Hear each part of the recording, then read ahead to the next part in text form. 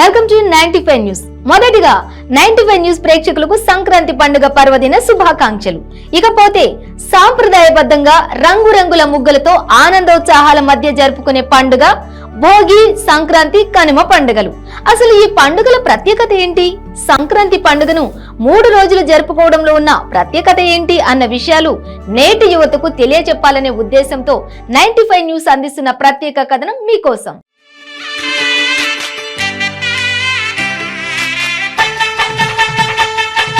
సంక్రాంతి ముచ్చటైన పండుగ. చిన్న పెద్ద అందరూ కలిసి ఆనందంగా జరుపుకునే వేడుక. 3 రోజుల పాటు జరిగే సంక్రాంతి పండుగ కొత్త ఆనందాలను మోసుకొస్తుంది.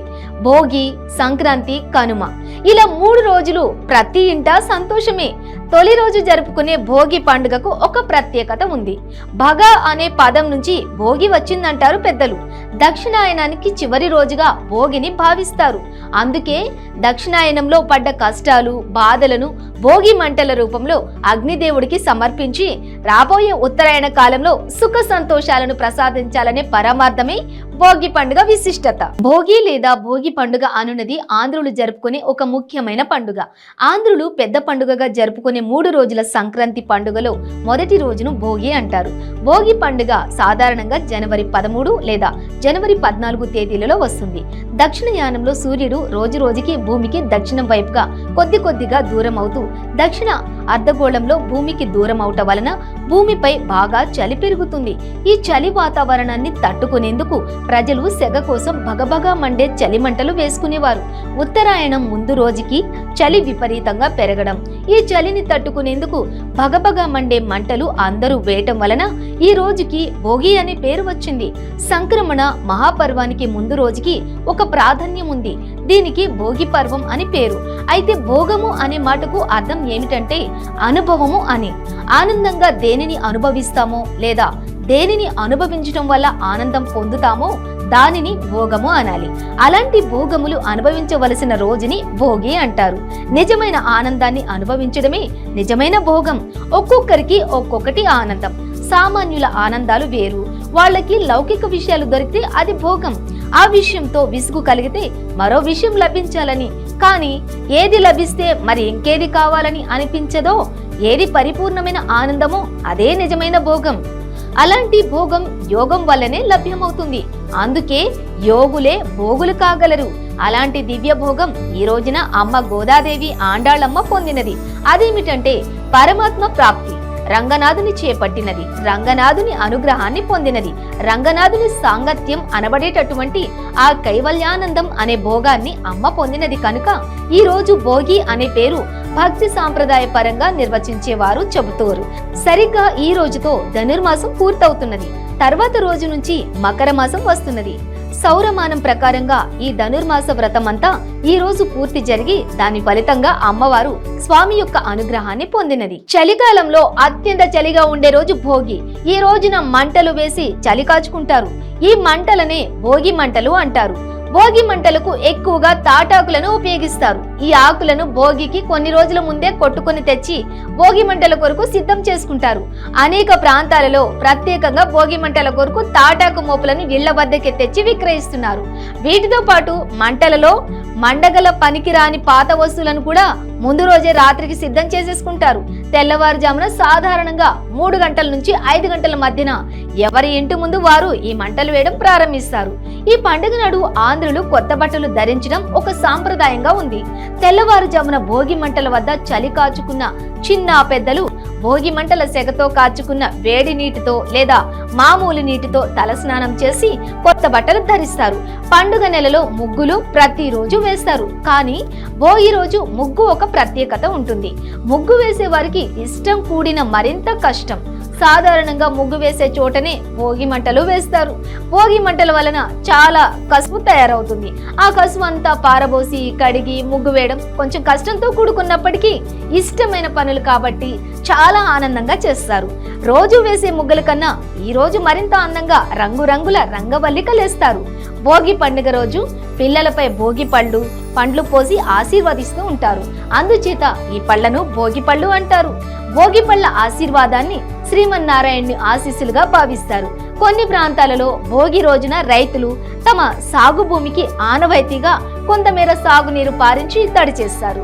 ఒక పంట పూర్తయిన తదుపరి మళ్లీ పంట కొరకు సాగు భూమిలో నీరు పారించడాన్ని పులకేయడం అంటారు. ఇక ఆనవాయితీగా భోగి రోజున పులకేయడాన్ని భోగి పులక అంటారు. గోదావరి జిల్లాల్లో ప్రాంతాల్లో భోగి రోజున కోడి పందాలు వేయడం ఒక ఆనవాయితీగా వస్తోంది. పౌరుషానికి ప్రతీకగా ఉండే కోళ్లు పోటీల్లో ప్రాణాలను పణంగా పెట్టి పోరాడతాయి. ఈ పోటీలను చూసేందుకు ప్రజలు ఆసక్తి కనబరుస్తారు. పోటీల్లో పాల్గొనే కోళ్లపై కోళ్ల పందాలు కాస్తారు. తాహత్తుకు మించి కూడా మితిమీరిన పందాలు కాయటం వలన కలిగే అనర్థాల వలన పందాలు కాయడంపై నిషేధాంక్షలు ఉన్నాయి. భోగి రోజున పిల్లలు చాలా ఆనందంగా గాలిపటాలు ఎగరవేస్తారు. వివిధ రకాల గాలిపటాలు తయారు చేసి లేదా కొనుక్కుని ఎగరవేయడంలో పోటీ పడతారు. ఇక తర్వాతి రోజు మకర సంక్రాంతి జరుపుకుంటారు. సంక్రాంతి లేదా సంక్రమణము అంటే మారడం అని అర్థం. సూర్యుడు మేషాది ద్వాదశ రాశులందు క్రమంగా పూర్వరాశి నుంచి ఉత్తరాశిలోకి ప్రవేశించడం సంక్రాంతి. అందుచేత సంవత్సరానికి 12 సంక్రాంతులు ఉంటాయి. అయినా పుష్యమాసంలో హేమంత ఋతువులో శీతాగాలులు వీస్తూ మంచు కురిసే కాలంలో సూర్యుడు మకర రాశిలోకి మారగానే వచ్చే మకర సంక్రాంతికి ఎంతో ప్రాముఖ్యత ఉంటుంది. ఇది జనవరి మాసంలో వస్తుంది. మకర సంక్రాంతి రోజున అంటే జనవరి 15వ తేదీన సూర్యుడు ఉత్తరాయణ పదంలో అడుగు పెడతాడు. ఈ రోజు నుంచి స్వర్గద్వారాలు తెరిచి ఉంటాయని పురాణాలు పేర్కొన్నాయి. ఆంధ్రులకు తమిళులకు పెద్ద పండుగ సంక్రాంతి. ఇది కొన్ని ప్రాంతాలలో 3 రోజులు రైతులు ఈ పండుగ జరుపుకుంటారు. కాబట్టి రైతుల పండుగ కూడా దీన్ని అభివర్ణిస్తారు. మకర సంక్రాంతితో ఉత్తరాయణం మొదలవుతుంది. నిజానికి ధనుర్మాస ప్రారంభంతో నెల రోజులు మామూలుగానే సంక్రాంతి వాతావరణం చలిచలిగా తెలుగునాట ప్రారంభమవుతుంది. ఆ నెల రోజులు తెలుగు పల్లెలు ఎంత అందంగా ఆహ్లాదకరంగా అలరారుతాయి. బుడబుక్కల వాళ్ళు, పగటి వేషధారులు, రకరకాల జానపద వినోద కళాకారులు తయారవుతారు. ఈ పండుగకు దాదాపు నెల రోజుల ముందు నుంచే ప్రతిరోజు తమ ఇళ్ల ముంగిళ్లను రంగవల్లులు, గొబ్బెమ్మలతో అలంకరిస్తారు. ముగ్గులు వేయడానికి ప్రత్యేకంగా బియ్యపు పిండిని వాడతారు. కళ్ళం నుంచి బళ్ళ మీద ధాన్యం బస్తాలు వస్తూ ఉంటాయి. ఇక భోగినాడు భోగి మంట విధిగా వేయవలసిందే. ఆ సాయంత్రం పేరంటంలో పిల్లలకు భోగి పళ్ళు తప్పవు. ఈ పెద్ద పండుగకు కొత్త అల్లుళ్ళు తప్పనిసరిగా అత్తవారింటికి వస్తారు. మరదళ్ల ఎకసెక్కాలకు ఆడుకుంటూ ఉంటారు. కోడి పందాలు, ఎడ్ల బళ్ళ పందాలు జరుగుతూ ఉంటాయి. ఇవన్నీ సంక్రాంతి పండుగకు శోభ చేకూర్చే సర్వసామాన్య విషయాలు. సూర్యుడు మకర రాశిలోకి ప్రవేశించే కాలమే మకర సంక్రమణం. మకర సంక్రమణం నుండి ఉత్తరాయణ పుణ్యకాలము ప్రారంభమవుతుంది. ఆ తర్వాత కుంభ, మీన, మేష, వృషభ, మిథున రాశులలో కొనసాగినంత కాలము ఉత్తరాయణము. శారీరక పరిశ్రమకు, పూజలకు, సాధనలకు, కృషికి అనువైన ఆవశ్యకత ఉన్న కాలము ఉత్తరాయణము. కర్కాటక రాశిలోని సూర్యుడు ప్రవేశించిన దగ్గర నుండి మొదలై ఆ తర్వాత సింహ, కన్య, తుల, వృశ్చికం, ధనుర్రాశులలో కొనసాగినంత కాలము దక్షిణాయనము. మానసికమైన అర్చనకు, ధ్యానానికి, యోగానికి, దీక్షలకు, బ్రహ్మచర్యానికి, నియమనిష్టతలకు అనువైన ఆవశ్యకత ఉన్న కాలము దక్షిణాయనము. 12 నెలల సంవత్సర కాలంలో 6 నెలలు దక్షిణాయనము దేవతలకు ఒక రాత్రి, 6 నెలల ఉత్తరాయణము దేవతలకు ఒక పగలు. కనుక దేవతలు మేలుకునే కాలము ఉత్తరాయణ పుణ్యకాలము. కనుకనే ఉత్తరాయణం వరకు ఎదురు చూసి ఉత్తరాయణము ప్రవేశించిన తర్వాత తనువును చాలించాడు మహానుభావుడైన భీష్ముడు. సంక్రాంతి లేదా సంక్రమణ అంటే చేరుట అని అర్థం. జయసింహ కల్పద్రుమం అనే గ్రంథంలో సంక్రాంతిని ఇలా నిర్వచించారు: తత్ర మేషాదీషు ద్వాదశ రాశి క్రమణేషు సంచరతః సూర్యస్య పూర్వస్మాద్రేస ఉత్తరః రౌసౌ సంక్రమణ ప్రవేశః సంక్రాంతి. మేషం మొదలైన 12 రాశులలో సంచరించే సూర్యుడు ముందున్న రాశి నుండి తరువాతి రాశిలోనికి ప్రవేశించడమే సంక్రాంతి. సూర్యుని సంచలనంలో ఘట్టాలు 4. అవి మేష, తుల, కటక, మకర సంక్రమణలు. వీటిలో మకర సంక్రమణాన్ని సంక్రాంతి పండుగగా వ్యవహరిస్తారు. మార్గశిరం పూర్తి కాగానే ఉత్తరాయణం మొదలవుతుంది. 2వ రోజున సంక్రాంతి రోజున పాలు పొంగించి దానితో మిఠాయిలు తయారు చేస్తారు. దాదాపుగా అందరి ఇళ్లలో అరిసెలు, బొబ్బట్లు, జంతికలు, చెక్కినాలు, పాల తాలికలు, సేమియా పాయసం, పరమన్నం, పులిహోర, గారెలు మొదలైన వంటకాలన్నీ చేసి కొత్త బట్టలు ధరించి ఈ పండుగను ఆస్వాదిస్తారు. ఈ రోజున పితృదేవతలకు తర్పణాలు వదులుతారు. ప్రతి సంక్రమణానికి పితృతర్పణలు ఇవ్వాలి. కానీ మిగిలిన 11 సంక్రమణాలకు ఇవ్వకపోయినా ఈ మకర సంక్రమణానికి మాత్రం తప్పకుండా పితృతర్పణాలు ఇస్తారు. సంక్రాంతి రోజులలో మనము చూసే ఇంకో సుందర దృశ్యం గంగిరెద్దులను ఆడించే గంగిరెద్దుల వారు. చక్కగా అలంకరించిన గంగిరెద్దులను ఇంటింటికి తిప్పుతూ డోలు సన్నాయి రాగాలకు అనుగుణంగా వాటి చేత చేయించే నృత్యాలు చూడడానికి చాలా రమణీయంగా ఉంటాయి. ఆ గంగిరెద్దులు మనమిచ్చే కానుకలను స్వీకరిస్తున్నట్లుగా తలలూపుతూ ధన్యవాదాలు తెలుపుతున్నట్లు మోకాళ్ల మీద వంగటం వంటి విద్యలు వాటికి నేర్పిస్తారు. అయ్యగారికి దండం పెట్టు, అమ్మగారికి దండం పెట్టు అంటూ గంగిరెద్దుల వాళ్ళు సందడి చేస్తూ ఉంటారు. కొత్త ధాన్యము వచ్చిన సంతోషంలో మనము వారికి ధాన్యం ఇస్తాము. హరిలో రంగా హరి అంటూ నడినెత్తిపై నుంచి నాసిక దాకా తిరుమణి పట్టెలలో కంచు గజ్జెలు గల్లు గల్లు మనగా చిందులు త్రొక్కుతూ చేతుల్లో చిరుతలు కొడుతూ కోడిగుడ్డు లాంటి బోడి తలపై రాగి అక్షయ పాత్ర కదలకుండా హరిదాసు ప్రత్యక్షమవుతాడు. సంక్రాంతి మరునాడు అనగా 3వ రోజున కనుమ. వ్యవసాయంలో తమకు ఎంతో చేదోడు వాదోడు ఉన్నందుకు పశువులకు శుభాకాంక్షలు తెలపడానికి జరుపుతారు. అంతేకాదు వన భోజనాలను కూడా ఈ రోజే నిర్వహిస్తుంటారు. కనుమ నాడు మినుము తినాలనేది సామెత. దీనికి అనుగుణంగా ఆ రోజు గారెలు వడలు చేసుకోవడం ఆనవాయితీ. కనుమ మరునాటి ముక్కనుమ అని అంటారు. దీనికి బొమ్మల పండుగ అని పేరు. దక్షిణ భారతదేశంలోని ప్రజలు ఈ పండుగ 3 రోజులను శ్రద్ధాశక్తులతో జరుపుకుంటారు. ఉత్తర భారతదేశంలో మాత్రం ఈ పండుగలోని 2వ రోజును మకర సంక్రాంతి లేదా లోరీని మాత్రమే జరుపుకుంటారు. కనుమ రోజున మాంసాహారం తినడం ఆంధ్రదేశాన ఆనవాయితీగా వస్తోంది. మాంసాహారులు కానివారు గారెలతో సంతృప్తి పడతారు. అలాగే కనుమ రోజున ప్రయాణాలు చేయకపోవడం కూడా సాంప్రదాయం. రాళ్ళు రప్పలు లేకుండా ఒక పద్ధతిలో అలంకరించబడిన నేల, మేఘాలు లేని ఆకాశానికి సంకేతం. ఒక పద్ధతిలో పెట్టుబడి చుక్కలు రాత్రి వేళ కనిపించే నక్షత్రాలకు సంకేతం. చుక్కల చుట్టూ తిరుగుతూ చుక్కలను గళ్లలో ఇమిడ్చే ముగ్గు ఖగోళంలో ఎప్పటికప్పుడు కనిపించే మార్పులకు సంకేతం. ఎంత పెద్దదైనా చిన్నదైనా ముగ్గు మధ్య గడిలో పెట్టే చుక్క సూర్యస్థానానికి సంకేతం. ఇంకొక దృక్పథంలో గీతలు స్థితశక్తికి, చుక్కలు గతిశక్తికి సంకేతాలని, ముగ్గులు శ్రీచక్ర సమర్పణ ప్రతీకలని శక్తి తత్వవేత్తలు అంటారు. ఇక వివిధ ఆకారాలతో వేయి ముగ్గులు విల్లు ఆకారం, పునర్వాసు నక్షత్రానికి పుష్పం, పుష్యమి నక్షత్రానికి పాము ఆకారం, అశ్లేషకు మేక, ఎద్దు, పీత, సింహం ఇలాంటివి మేష, వృషభ, మిథున, కర్కాట రాశులకు 9 గడుల ముగ్గు నవగ్రహాలకు సంకేతాలుగా చెప్పవచ్చు. పెద్ద వయసు స్త్రీలు ముగ్గులు పెడుతుంటే చిన్న వయసు ఆడపిల్లలు ఆవు పేడతో చేసి పెట్టే గొబ్బెమ్మలను కృష్ణునికి బాకురాళ్లైన గోపికలకు సంకేతం. ఈ ముద్దుల తల మీద కనిపించే రంగుల పూల రేకులు, పసుపు కుంకుమలు ఆ గోపికలందరూ భర్తలు జీవించిన పుణ్య స్త్రీలకు సంకేతం. ఆ గోపిక స్త్రీల రూపాలకు సంకేతమే గోపి బొమ్మలు, గొబ్బెమ్మలు. గోపి ప్లస్ బొమ్మలు = గొబ్బెమ్మలు మధ్య ఉండే పెద్ద గొబ్బెమ్మ గోదాదేవికి సంకేతం. ఇక సంక్రాంతి రోజులలో వీటి చుట్టూ తిరుగుతూ పాటలు పాడుతూ నృత్యం చేసే బాలికలంతా కృష్ణ భక్తి తమకు కలగాలని ప్రార్థిస్తుంటారు. దీనిని సందే గొబ్బెమ్మ అంటారు.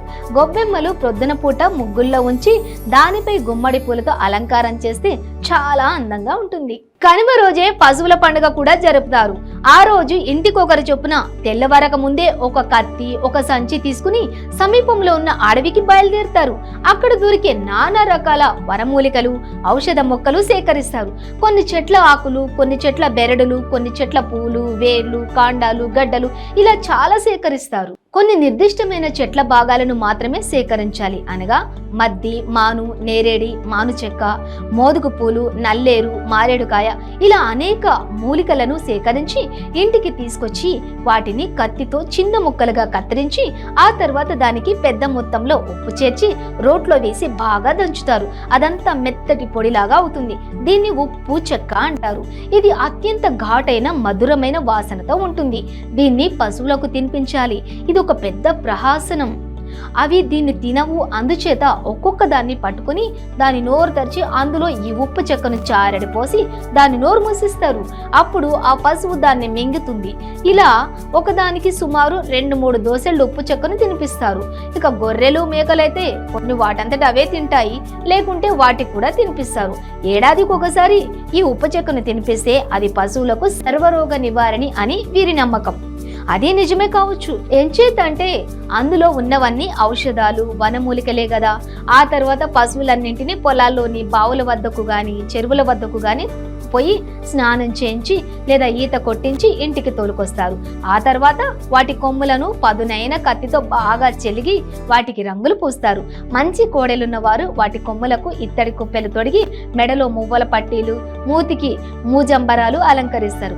అన్నింటికీ కొత్త పగ్గాలు వేస్తారు. ఈ సమయంలో చేలన్నీ పరిగిపోయి ఉన్నందున పశువులన్నింటినీ వదిలేస్తారు. ఇక సాయంకాలం ఊరు ముందున్న కాటమరాజును పునఃప్రతిష్ఠించి ఊరిలో ప్రతి ఆడవారు కాటమరాజు ముందు పొంగిలి పెడతారు. ఇక పొంగిలి అంటే కొత్త కుండలో కొత్త బియ్యం, కొత్త బెల్లం వేసి అన్నం వండడం. ఒక నెల ముందు నుండే కాటమరాజు ముందు ఆ దారిని వచ్చిపోయే ఊరి వారు రోజుకు ఒక కంపో కర్రో తెచ్చి అక్కడ కుప్పగా వేస్తారు. ఆ రోజుకు అదొక పెద్ద కుప్పగా తయారవుతుంది. ఇక దాన్ని చిట్ల కుప్ప అంటారు. చీకటి పడే సమయానికి పొంగిళ్ళు తయారై ఉంటాయి. ఊరి చాకలి కాటమరాజు పూజా కార్యక్రమం ప్రారంభించి దేవుని ముందు పెద్ద తులిగా వేస్తారు. అనగా ప్రతి పొంగలి నుండి కొంత తీసి అక్కడ ఆకులో కుప్పగా పెడతారు. పూజ అనంతరం మొక్కున్న వారు చాకలి చేత కోళ్లను పోయించుకుంటారు. అప్పటి వరకు బాగా చీకటి పడి ఉంటుంది. ఇక అప్పటికి పశువుల కాపరులందరూ ఊరి పశువులన్నింటినీ అక్కడికి తోలుకుని వస్తారు. పూజారి అయిన చాకలి తలిగలోని పొంగలిని తీసి ఒక పెద్ద ముద్దగా చేసి అందులో సగం పశువుల కాపరికి తినమని చెప్పి తర్వాత అక్కడున్న చిట్ల కుప్పకు నిప్పు పెడతారు. పెద్ద మంట పైకి లేవుగాని పోలిగాడు పశువులన్నింటికి బెదరగొట్టి చెదరగొడతాడు. ఇక అవి బెదిరి చేలెంబడి పరుగులు తీస్తాయి. ఆ చేలలో ఆ సమయంలో పశువులను బెదరగొడుతున్న పోలిగిన వీపున చాకలి తన చేతిలో ఉన్న మిగిలిన సగం పొంగలి ముద్దను అతని వీపు మీద కొడతాడు. దానిని పిడుగు ముద్ద అంటారు. వాడు పరిగెడతాడు. ఆ తర్వాత అందరూ అక్కడ మిగిలిన తలిగలోని ప్రసాదాన్ని తిని మొక్కులు తీర్చుకుని చిట్ల కుప్ప మంట వెలుగులో తమ కోళ్లను కోసుకుని పొంగళ్లను తీసుకుని తాపీగా ఇళ్లకెళ్తారు. ఈ సందర్భంగా పెద్ద మొక్కున్న వారు పొట్టేళ్లను కూడా బలిస్తారు. దాని రక్తాన్ని అన్నంలో కలిపి ఒక కుప్ప పెడతారు. దాన్ని పోలి అంటారు. ఆ పోలిని తోటోడు గాని నీరుగట్టోడు గాని తీసుకుని పోయి అందరి పొలాల్లో, చెరువుల్లో, బావుల్లో పోలో పోలి అని అరుస్తూ చల్లుతాడు. అప్పుడే కొత్త మొక్కులు కూడా మొక్కుకుంటారు. అంటే తమ పశు మందలు అభివృద్ధి చెందితే రాబోయే పండక్కి పొట్టేళ్లను, కోడిని ఇస్తామని కాటమరాజుకు మొక్కుకుంటారు. అప్పటికప్పుడే ఒక పొట్టేలు పిల్లని ఎంపిక చేస్తారు. ఆ విధంగా పశువుల పండుగ పరిసమాప్తి అవుతుంది. సో ఇదండి మనం ఆనందంగా జరుపుకునే 3 రోజుల సంక్రాంతి పండుగ విశిష్టత. అందుకే ప్రతి ఒక్కరూ ఈ పండుగ జరుపుకోవడానికి పట్టణాలను వదిలి పల్లెబాట పడతారు. పల్లెల్లో ఈ పండుగను ఎంతో సాంప్రదాయబద్ధంగా జరుపుకుంటారు. ఇది ఇవాల్టి స్పెషల్ స్టోరీ. మరో స్టోరీతో మళ్ళీ కలుద్దాం. Stay tune to 95 news.